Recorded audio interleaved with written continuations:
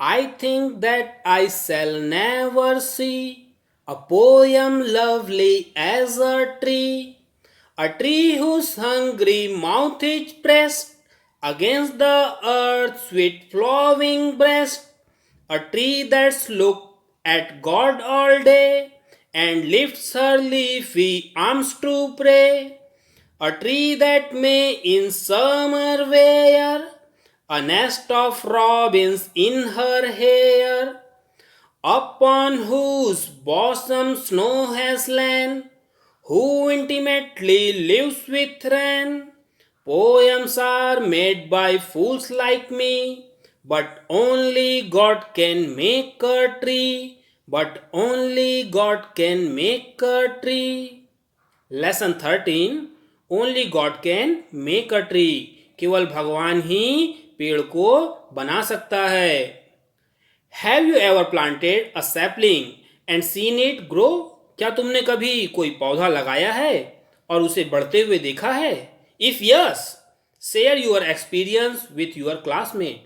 यदि हाँ, तो अपना अनुभव अपने साथियों के साथ साझा करें.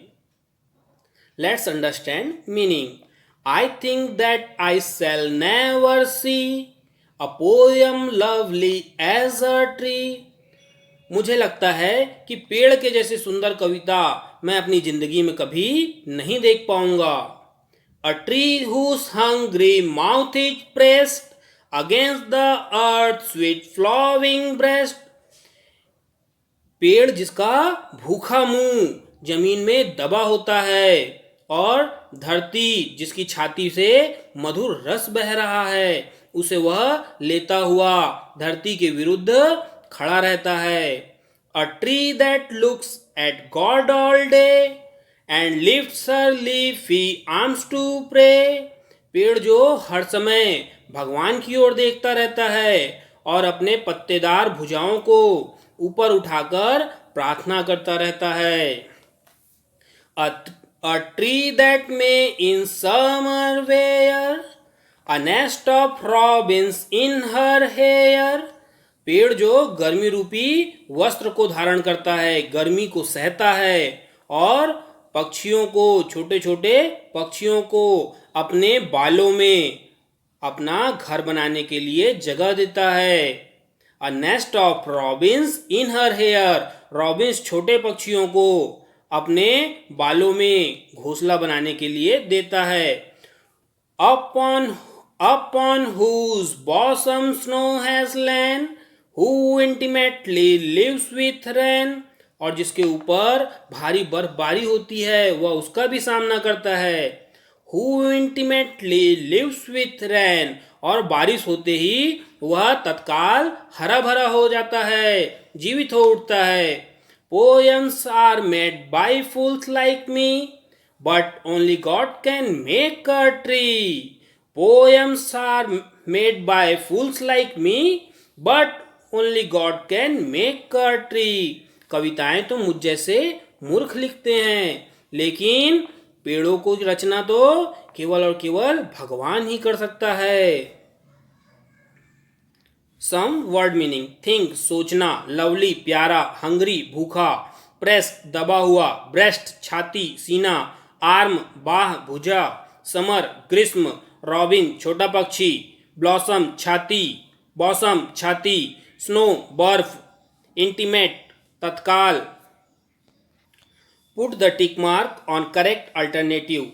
सही विकल्प पर सही का निशान लगाएं. Who is I in the poem. इस कविता में मैं कौन है?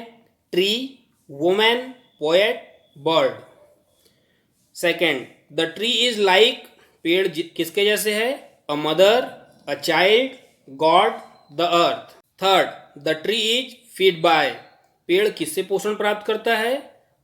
Another tree, mother earth, God, the robins. Fourth, the earth in the poem is compare to. इस कविता में धरती की तुलना की गई है. किससे?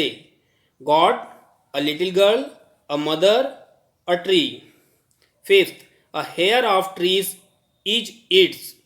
पेड़ के बाल हैं, stem, branches, flowers, roots. Answer this following question. What does the tree wear during summer? Second, what part of the tree is referred to as its mouth? Third, how can the tree lift its arms to pray? Fourth, which lines show that the tree is female? Fifth, who lives intimately with the tree? Sixth, what does the tree get from the earth's sweet flowing breast? Seventh, what lay in the bosom of the tree? Let's recite poem once again.